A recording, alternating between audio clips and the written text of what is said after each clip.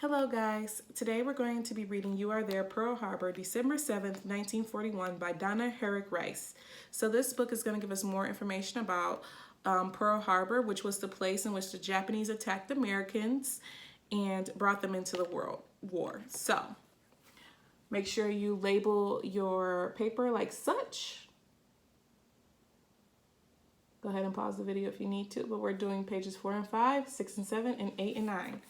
All right. So let's get started.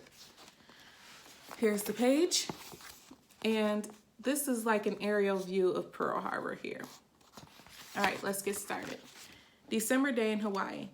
The sun rises over the calm and quiet United States Naval Base at Pearl Harbor on the island of Oahu, Hawaii. It is Sunday, and many of the military men and women are on leave for the weekend. Most offices and shops are closed. Still, the base hums as the military personnel stationed there go about their daily routines, whether servicing the vessels and planes that are critical to U.S. military strength or simply enjoying some much-deserved leisure. The U.S. military is growing in strength, developing the means and training to protect and defend the nation it serves. Knowing that wars are being waged brutally in Europe and the Pacific, U.S. armed forces are prepared, despite the nation's desire to stay isolated from the wars that seemingly have little to do with its concerns. The military is ready to deploy if it needs to, but government leaders are clear. This is not America's war. The base wakes up that day under an expanse of blue skies dotted with clouds. The sun shines brightly and temperatures are expected to reach into the 80s. The military personnel have hopes of enjoying some of the Hawaiian sunshine before day's end. Plenty of folks back home on the mainland might be deep in snow and cold about this time, but December in Hawaii is almost always a paradise. So on this page it says typical day.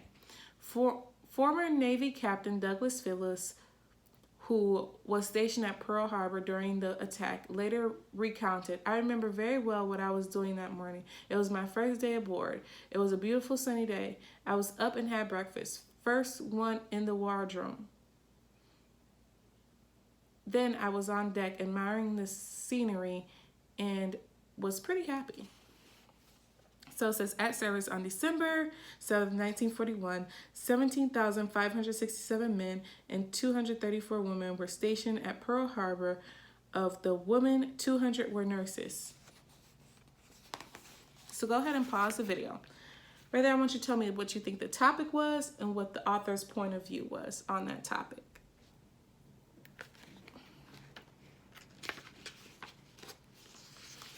This page is called Out of the Blue. Looks like there's some planes there. On this day, the necessary staff of sailors, soldiers, mechanics, nurses, and service people are at work bright and early, doing their duty for the country they serve. Although operating in smaller numbers than on a typical weekday, there is still rhythm to their work, as befits any military station. Everyone can be counted on to do whatever he or she is tasked to do exactly when they're tasked to do it. Not asked, but tasked.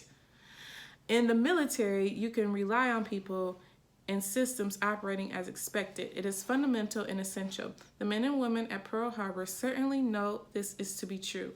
Except on this day, December 7th, 1941, it isn't.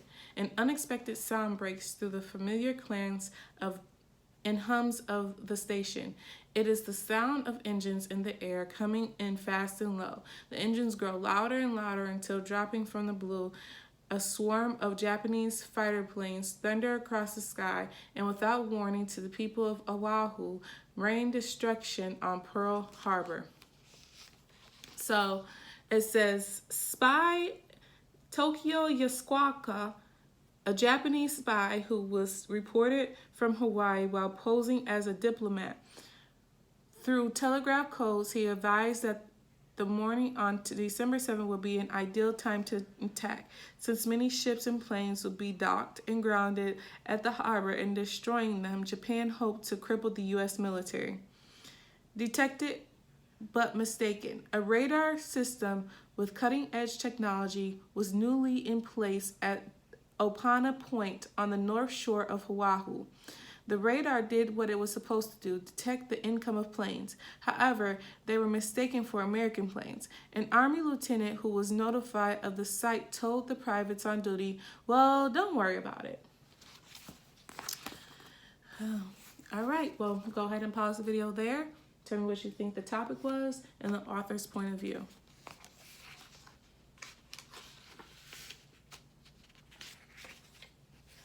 The last page, before the attack. So this looks like the island of Hawaii. And this is where Pearl Harbor is here.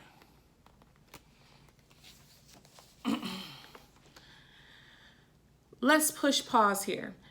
Not you guys, that's literally what the book says. But to understand what happened on the infamous day on the island paradise of Hawaii, it's important to look at everything leading to it. Why Hawaii? Why Pearl Harbor? And why did the Japanese attack? People have called the Hawaiian Islands home for centuries. Before Europeans discovered Hawaii, the people there lived under the monarchy and shared a rich culture.